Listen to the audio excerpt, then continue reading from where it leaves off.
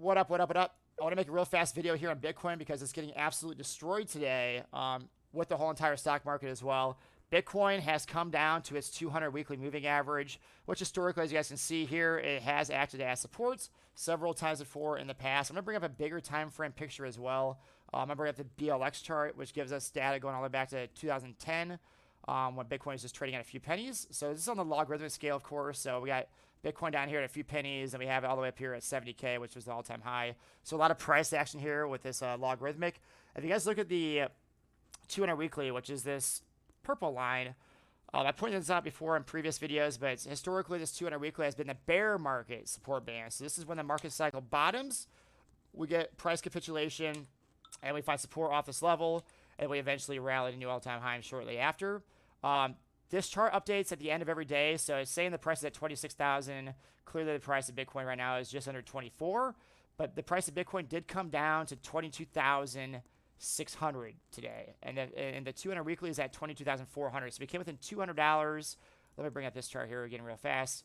Came up within $200 of touching that 200 weekly perfectly. So let me go back to the BLX real quick again. So I think we're right on pace with where we should be in normal market cycles. I was just looking at when we see market cycle bottoms relative to the halving dates. Like I said, these vertical purple lines are when Bitcoin supply gets cut in half.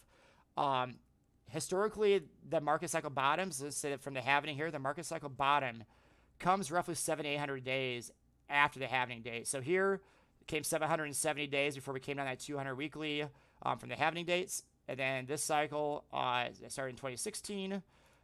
It took its roughly 880 days, so a little bit longer, about 100 days further to come down to that market cycle bottom support band.